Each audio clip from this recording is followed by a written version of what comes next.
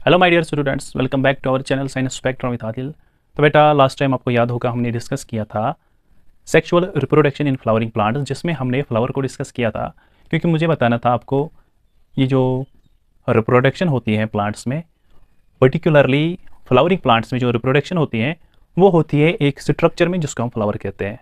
फिर मैंने आपको वहाँ पर बताया ये जो फ्लावर होता है इसमें दो गैमीट्स का बनना लाजमी होता है, या हम कह सकते हैं एक सेक्सुअल रिप्रोडक्शन को होने के लिए मेल और फीमेल गैमेट का बनना लाजमी होता है। तो वहाँ पे मैंने आपको फिर बताया मेल रिप्रोडक्टिव जो आर्गन होता है फ्लावर में वो क्या होता है, और फीमेल रिप्रोडक्टिव आर्गन जो होता है फ्लावर में वो कहाँ पाया जाता है और कैसा दिखता है। क्योंकि मुझे वहाँ पे बनाना था male and female gamete.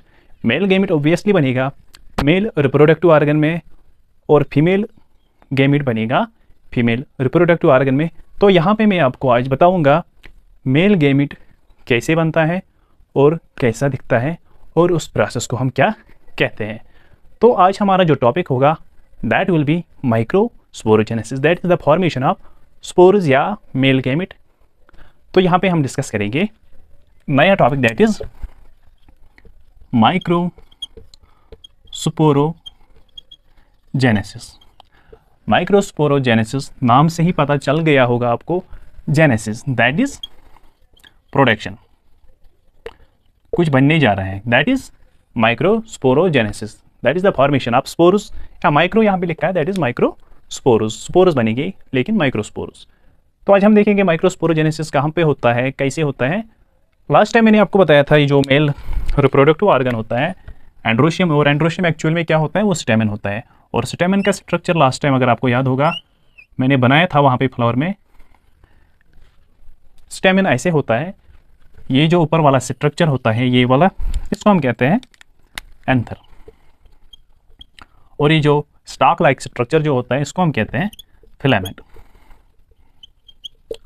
Filament किसके साथ कनेक्टेड रहता है, मैंने बताया था आपको, एक स्ट्रक्चर के साथ जिसके साथ बाकी जो फ्लोरल ऑर्गेन्स होते हैं वो भी इसी के साथ अटैच रहते हैं, और इस वाले स्ट्रक्चर को हम कहते हैं रिसेप्टेकल, या दूसरा नाम भी देते हैं दैट इज थैलेमस।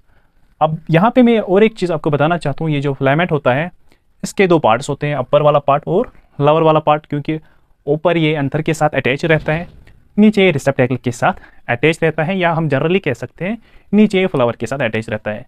ये जो नीचे वाला पार्ट है, जो फ्लावर के पास वाला पार्ट है या रिसेप्टेकल के पास वाला पार्ट है, उसको हम कहते हैं proximal part, proximal part of filament. क्योंकि पास वाला पी मीन्स पास, और जो एंथर के साथ अटैच रहता है या रिसेप्टेकल से जो दूर वाला पार्ट है ये वाला पार्ट, इसको हम कहते हैं डिस्टल पार्ट। डिस्टल मीन्स जो डिस्टेंस पे होता है, कुछ डिस्टेंस पे जो प्रेजेंट होगा फिलामेंट का पार्ट, उसको हम कहते हैं डिस्टल पार्ट। अब हमको जो पढ़ना है, जो हमारा आज का मेन फोकस होगा वो खाली और खाली एंथर पे होगा। मैं आपको और एक चीज़ बताना चाहता हूँ, ये जो एंथर होता है मोस्टली ये बाइलोबड स्ट्रक्चर होता है। जैसे ये हो गया एक लोब और ये हो गया दूसरा लोब, दैट इज हम कह सकते हैं ये जो एंथर होते हैं मोस्टली बाइलोबड स्ट्रक्चर होता है, दैट इज टू लोब्स होते हैं। अब हम अच्छे से देखेंगे एंथर के अंदर क्या होता है, तो इसके लिए मैं आपको अच्छे से यहाँ पे स्ट्रक्चर बना के दूंगा ताकि आप अच्छे से समझ पाओगे कि एंथर के अंदर कैसी कैसी चीज़ें पाई जाती हैं, और इसके अंदर जो माइक्रोस्पोरोजेनेसिस होती है वो कैसे होती है। तो यहाँ पे मैं एंथर बनाऊंगा ऐसे, ऐसे होता है एंथर, और नीचे जो ये एंथर होता है ये कनेक्टेड रहता है किसके साथ, फिलामेंट के साथ। और एक चीज़ मैं आपको बताना चाहता हूँ, ये जो दो लोब्स होते हैं ये आपस में कनेक्टेड रहते हैं एक टिश्यू की वजह से, जिसको हम कहते हैं, यहाँ पे वो टिश्यू होता है जिसको हम कहते हैं कनेक्टिव। ये जो दो लोब्स होते हैं ये फर्दर डिवाइड होते हैं, बाइफर्केशन हुई होती है दो लोब्स के अंदर, ऐसे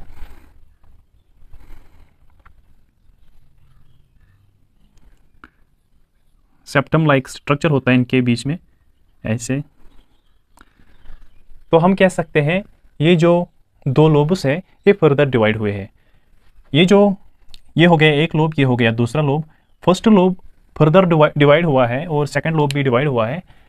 ये जो एक लोब, फॉर एग्जांपल ये एक है, ये दूसरा है, ये वाला जो लोब है इसके अंदर जो फर्दर बाइफर्केशन हुई है या सेप्टम लगा हुआ है बीच में, इसकी वजह से इसके अंदर दो, इसकी वजह से ये दो हिस्सों में बट गया। तो हम यहाँ पे लिख सकते हैं ये जो ये वाला एक हिस्सा है, ये दूसरा हिस्सा हो गया, इसको हम कहते हैं थीकस। थीका एक को हम कहेंगे एक थीका, दूसरा थीका, तीसरा थीका, चौथा थीका। दैट मीन्स एक थीका जो होता है वो बाइथीकस होता है। तो यहाँ पे हम लिख सकते हैं ये हो गया एक लोब जो है दैट इज बाइथीकस। अब हम अच्छे से समझने के लिए आपको इसमें ट्रांसवर्स सेक्शन लगाएंगे तो ताकि आपको अच्छे से दिख जाएगी असल में कैसे स्ट्रक्चर होता है। जब हम इसका टीएस काटते हैं तो स्ट्रक्चर कुछ ऐसा दिखता है।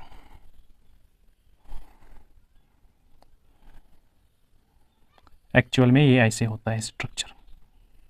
ये जो मैंने यहाँ पे आपको बताया ये हो गया एक लोब, ये हो गया दूसरा लोब। फिर जो मैंने आपको बताया ये फर्दर डिवाइड हुआ है ऐसे, सेप्टम जो बीच में है ये वाला सेप्टम, इसकी वजह से ये दो थीकस में डिवाइड हुआ है एक लोब, ये भी दो थीकस में डिवाइड हुआ है। तो यहाँ पे ये स्ट्रक्चर फिर ऐसे होगा, नीचे तक जाएगा, यहाँ पे फिलामेंट होगा ऐसे। अब मैं आपको और एक चीज़ बताना चाहता हूँ, ये जो एक थीकस होता है इसके अंदर यहाँ पे बीच में सैक लाइक स्ट्रक्चर प्रेजेंट होता है ऐसे। हर एक थीकस में, हर एक चैम्बर में एक सैक लाइक स्ट्रक्चर होता है जिसको हम कहते हैं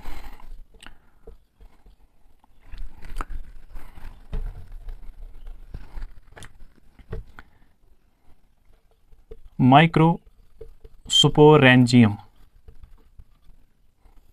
स्पोरेंजियम मतलब बैग लाइक स्ट्रक्चर होता है ऐसे, ये वाला स्ट्रक्चर ऐसे, मतलब चार बैग कैप्सूल लाइक स्ट्रक्चर होता है एक्चुअली ऐसे ऐसे। इसको एक को हम कहते हैं माइक्रोस्पोरेंजियम क्योंकि इसके अंदर माइक्रोस्पोरस बनते हैं, इसी के अंदर माइक्रोस्पोरस बनेंगे। तो एक पूरे अंतर में कितने माइक्रोस्पोरेंजियम होंगे? दैट इज 4 माइक्रोस्पोरेंजियम होंगे। इसलिए हम अंतर जो बाइलोबड अंतर होता है उसको हम कहते हैं tetrasporangiate. Tetrasporangiate that is 4 chamber हो गए। 4 चैम्बर मतलब 4 माइक्रोस्पोरेंजियम होंगे इसमें, तो इसको हम कहते हैं टेट्रास्पोरेंजिएट। और इसके अंदर अब और एक जो इम्पॉर्टेंट टिश्यू होता है जिसके अंदर माइक्रोस्पोरोजेनेसिस होगी बाद में, उस वाले टिश्यू को हम कहते हैं, जो मैं रेड से बनाऊंगा यहाँ पे, ये वाले जो सेल्स हैं ये टिश्यू बनाता है, हर एक में ऐसा स्ट्रक्चर प्रेजेंट होगा ऐसे।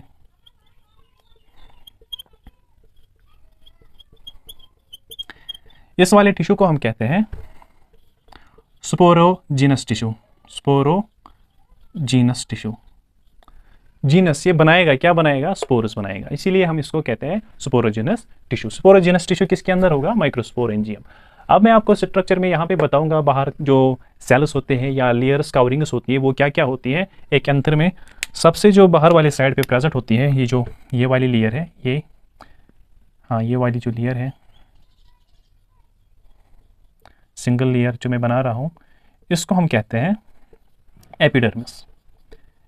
एपिडर्मिस जो सबसे आउटर मोस्ट है। एपिडर्मिस के जस्ट अंदर वाले साइड से और एक लेयर होती है जो मैं रेड कलर से बना रहा हूँ, ये वाली लेयर, इसको हम कहते हैं एंडोथीशियम। एंडोथीशियम बाहर वाले साइड से एपिडर्मिस, एपिडर्मिस के जस्ट अंदर वाले साइड से जो लेयर होती है इसको हम एंडोथीशियम है। एंडोथीशियम के अंदर वाली साइड से 2 to 3 लेयर्स का एक लेयर होती है जिसको हम कहते हैं ऐसे होती हैं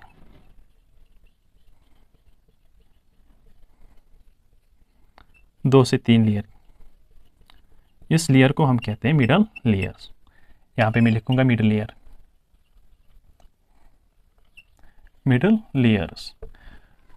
मिडल लेयर के अंदर वाली साइड से यहाँ पे मैं आपको अच्छे से समझाऊंगा और एक लेयर होती है ऐसे,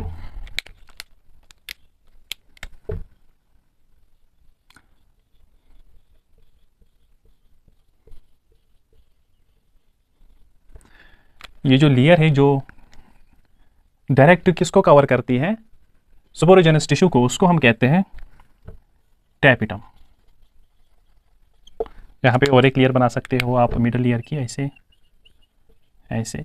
तो मैं यहाँ पे फिर से आपके लिए रिपीट करूँगा, जो आउटर मोस्ट लेयर है that is epidermis, followed by endothecium which is followed by 2 to 3 middle layers, और मिडल लेयर्स के अंदर वाली साइड जो लेयर होती है जिसको हम टैपिटम कहते हैं, जो कि स्पोरोजेनस को कवर करती हैं।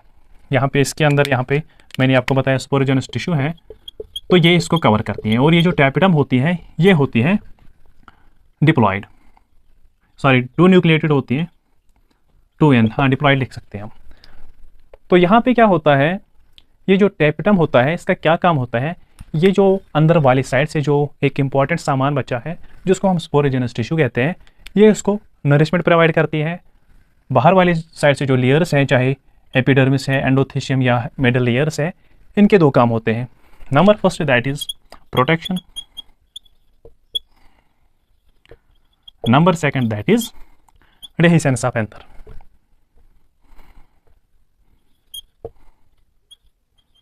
Dehiscence of anther that is epidermis, endothecium और मिडल लेयर जो होते हैं, इनका क्या काम है, protection and dehiscence of anther. क्योंकि बाद में जब हम देखेंगे स्पोर जब यहाँ से बनेंगे, मेल गैमेट जब बनेंगे, जब पोलन ग्रेन तैयार होगा तो उसको आखिरकार बाहर निकलना है। बाहर निकलने के लिए इस अंतर को रप्चर होना है, फटना है, जिसको हम डेहिसेंस ऑफ एंथर कहते हैं।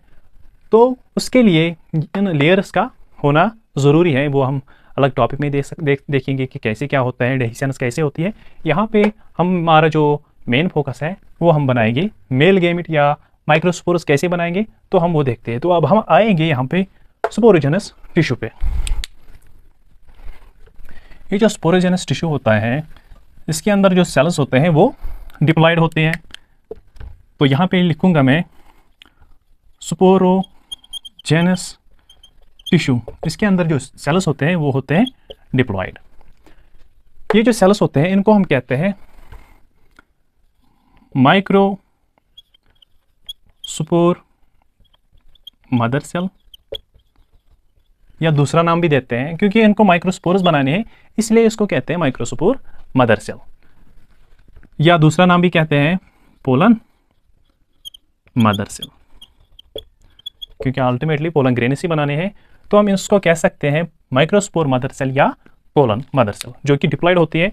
अब हम देखेंगे ये जो इसके अंदर सेल बची है माइक्रोस्पोर मदर सेल, और PMC भी कह सकते हैं इसको, PMC, इसको MMC कह सकते हैं। इसके अंदर क्या चेंजेस आती हैं वो हम देखेंगे।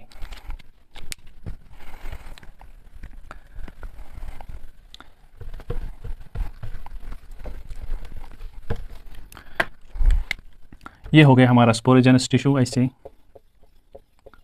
इसमें से मैं एक सेल को निकालूंगा, ये हो गई माइक्रोस्पोर मदर सेल जो कि 2n है, दैट इज डिप्लॉयड। इस पोलन मदर सेल या माइक्रोस्पोर मदर सेल के अंदर क्या होता है, इसके अंदर मियोसिस होता है। मियोसिस जब इसके अंदर हो जाएगा, आपको पता ही है, आपने क्लास 11th में पढ़ा होगा, मियोसिस जो होते हैं इसके 2 स्टेजेस होते हैं, meiosis first and meiosis second. तो इस वाले सेल में जब मियोसिस फर्स्ट होगा, मियोसिस फर्स्ट, जब मियोसिस फर्स्ट होगा तो ये सेल डिवाइड होने के बाद 2 सेल्स बनाएगी। ऐसे 2 सेल्स जब फर्दर डिवाइड होगी bye meiosis second, meiosis second के थ्रू, तो ये बनाएगी 4 सेल्स या माइक्रोस्पोर्स जिनको हम कहते हैं। अब यहाँ पे क्वेश्चन है, यहाँ पे बनेगा माइक्रोस्पोरस, बनेगी यहाँ पे माइक्रोस्पोरस जो कि अप्लाइड होगी। अब क्वेश्चन है यहाँ पे, जब पोलन मदर सेल के अंदर मियोसिस फर्स्ट होता है, मियोसिस सेकंड होता है, मियोसिस सेकंड में अब मैंने यहाँ पे आपके लिए दिखाया कि यहाँ पे ये हैप्लॉइड सेल्स बनेंगी। जो माइक्रोस्पोरस होते हैं वो होते हैं हैप्लॉइड। अब यहाँ पे क्वेश्चन है, जब फर्स्ट मियोसिस होता है या मियोसिस सेकंड होता है, ये मियोसिस फर्स्ट में हैप्लॉइड बनते हैं या मियोसिस सेकंड में? बेटा मैं आपके लिए यहाँ पे बताऊँगा, ये मियोसिस फर्स्ट में ही हैप्लॉइड बनते हैं, तो यहाँ पे आप लिख सकते हैं हैप्लॉइड। और ये जो 4 यहाँ पे माइक्रोस्पोर्स बन गए हैं, इनको हम माइक्रोस्पोर टेट्राड भी कहते हैं। Microspore tetrad, that is 4 microspores बन गए। अब मुझे क्या करना है, अब मुझे इन 4 में से एक माइक्रोस्पोर को लेना है जिसको मैं जिसके अंदर फर्दर डेवलपमेंट होगी और जो फाइनली क्या बनाएगा, पोलन ग्रेन या माइक्रोस्पोर जो होता है वो पोलन ग्रेन कैसे बनाएगा वो मैं दिखाऊंगा आपके लिए। तो यहाँ पे ये वाला स्ट्रक्चर है, ये हो गया एक माइक्रोस्पोर। इसके अंदर जो न्यूक्लियस होगा दैट विल बी अप्लाइड। इस माइक्रोस्पोर के अंदर अब क्या होगा, इसके अंदर डिवीजन होगा, माइटोटिक डिवीजन जिसको हम कहते हैं वो इसके अंदर हो जाएगा। जब इसके अंदर माइटोसिस होगी तो ये बनाएगा माइटोसिस। माइटोसिस होने के बाद ये बनाएगा ऐसे एक सेल और दूसरी ऐसी सेल बनाएगा। मैं यहाँ पे आपके लिए अच्छे से बनाऊंगा। जब इसके अंदर माइटोसिस होगी तो ये बनाएगा एक बड़ी सेल और दूसरी छोटी सी एक सेल।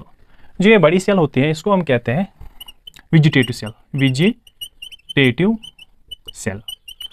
और जो ये छोटी वाली सेल है जो कि स्पिंडल शेप्ड है इसको हम कहते हैं generative cell. That is microspore के अंदर जब माइटोसिस होगी वो बनाएगा दो सेल्स। एक बड़ी वाली जो सेल है वेजिटेटिव सेल जिसको हम कहते हैं, उसके अंदर साइड में एक छोटी सेल बनेगी जो कि स्पिंडल शेप्ड होगी, उसको हम कहते हैं जनरेटिव सेल। जब जनरेटिव सेल और वेजिटेटिव सेल बनती है इसके बाद क्या होता है, इसके बाद इसमें कवरिंग चढ़ती है। ये हो गया इसका प्लाज्मा मेम्ब्रेन। प्लाज्मा मेम्ब्रेन के बगैर बाहर वाली साइड से इसके अंदर क्या होता है, एक लेयर बनती है ऐसे,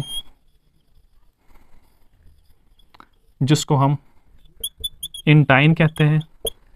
और इंटाइन के बाहर वाली साइड से और एक लेयर बनेगी ऐसे ऐसे। जो बाहर वाली साइड से लेयर बन गई ये वाली, इसको हम कहते हैं एक्साइन। दैट मीन्स माइक्रोस्पोर के अंदर डिवीजन हो गया, फिर उसके बाहर वाली साइड से लेयर चढ़ गई। पहले इंटाइन हो गई, इंटाइन के बाहर वाली साइड से एक्साइन हो गई। ये जो एक्सीन होती है ये डिसकंटिन्यूअस होती है ऐसे। दैट मीन्स एक्साइन जो है वो डिसकंटिन्यूअस है, जिसकी वजह से यहाँ पे गैप्स या पोरस जनरेट होते हैं जिनको हम जिर्मपोर भी कहते हैं। फिर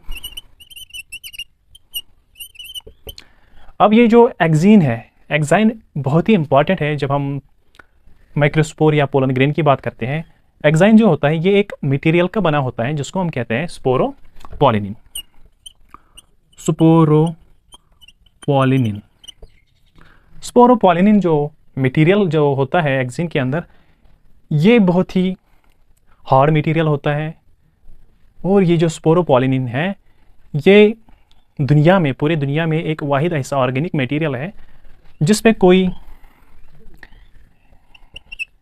एसिड असर नहीं करता है, कोई अल्कली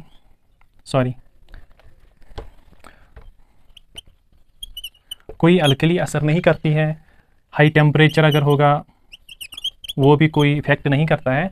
दैट मीन्स ये जो एक्साइन है ये रेजिस्टेंट है, या अगर कोई एंजाइम होगा वो भी इस पर कोई इफेक्ट, वो भी इसको डाइजेस्ट नहीं कर सकता है। दैट इज मोस्ट रेजिस्टेंट हम कह सकते हैं, मोस्ट रेजिस्टेंट ऑर्गेनिक मटेरियल जो है दैट इज स्पोरोपोलिनिन। जिसकी वजह से ये जो पोलन ग्रेन्स होते हैं वो hundreds and thousands of years as fossils रहते हैं। तो ये था स्पोरोपोलिनिन। अब जो इंटाइन है ये भी बना है सेल्यूलोज प्लस पैक्टिन। बेटा जब हम नीट की बात करते हैं, जब नीट का पेपर आता है, फिर अगर एंथर पे क्वेश्चन आता है या पोलन ग्रेन्स पे क्वेश्चन आते हैं, मोस्टली जो क्वेश्चन आते हैं दैट इज ऑन स्पोरोपोलिनिन या एक्सिन की जब हम बात करते हैं।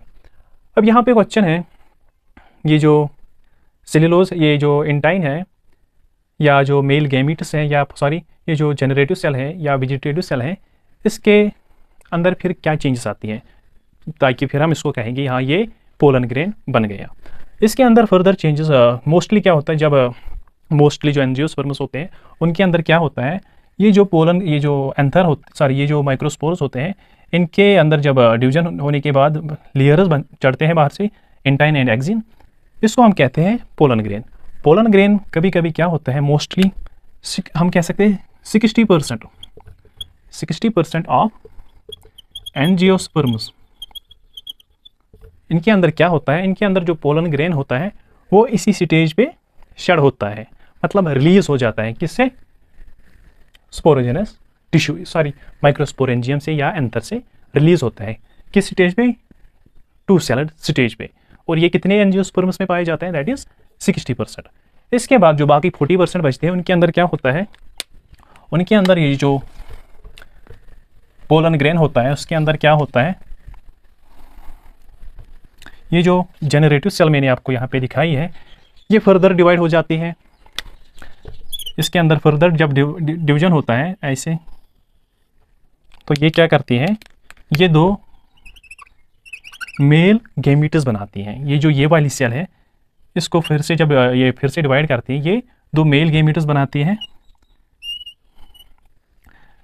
जब मेल गैमीटस बनाती हैं तो फिर ये उसके बाद रिलीज होती हैं बाहर से। इसके अंदर ये हो गई इंटिन, इंटिन के बाहर वाली साइड से ऐसे एक्सिन प्रेजेंट होगी जो कि इनकम्प्लीट है। जब 3 सेलर स्टेज होता है एक पोलन ग्रेन में, तो 40% ऑफ एंजियोस्पर्म्स में, 40% ऑफ एंजियोस्पर्म्स में ये जो पोलन ग्रेन होता है वो 3 सेलर स्टेज पे रिलीज होता है, 3 सेलर स्टेज पे रिलीज होता है। अब उसके बाद क्या होता है, जो चाहे हम 2 सेलर स्टेज की बात करेंगे या 3 सेलर स्टेज की बात करेंगे, सॉरी जो 2 सेलर स्टेज है उसमें क्या होता है, जब ये स्टिग्मा पे पहुंच जाता है या फीमेल रिप्रोडक्टिव ऑर्गन पे पहुंच जाता है, फॉर एग्जांपल ये ऐसा स्ट्रक्चर होता है उसका ऐसे, जब ये यहाँ पे पहुंचता है इसको हम स्टिग्मा कहते हैं, वो हम आगे देखेंगे। जब ये इस पे लैंड करता है, फिर जब ये जर्मिनेट हो जाता है, ये मतलब इंटिन जो होता है जब ये बाहर आता है ऐसे, जिसको हम पोलन ट्यूब कहते हैं, जब ये पोलन ट्यूब बनाता है तब इसके अंदर क्या होता है, ये जो सेकंड सेलर स्टेज जो पोलन ग्रेन होता है ये डिवाइड होता है। जब ये डिवाइड होगा कहाँ पे, स्टिग्मा पे लैंड करने के बाद जब ये जनरेट होगा वहाँ पे क्या करेगा, ये फिर डिवाइड करने के बाद 2 मेल गैमीटस बनाएगा, लेकिन किस पे, जब ये शेड करेगा किस पे, सेकंड इस पे स्टिग्मा पे। लेकिन 3 सेलर स्टेज में क्या होता है, जब ये रिलीज होता है, रिलीज के टाइम ही ये 3 सेलर स्टेज होता है, लेकिन 60% एंजियोस्पर्म्स में क्या होता है, वहाँ पे 2 सेलर स्टेज पे रिलीज किया जाता है। फिर जब ये लैंड करता है स्टिग्मा पे, फिर ये इसके बाद फर्दर डिवाइड होने के बाद 2 मेल गैमीटस बनाता है, और फिर उसके बाद फर्दर थ्रू ये जो पोलन ट्यूब है इसके अंदर चला जाता है। फिर आगे क्या होता है वो हम नेक्स्ट टॉपिक में देखेंगे।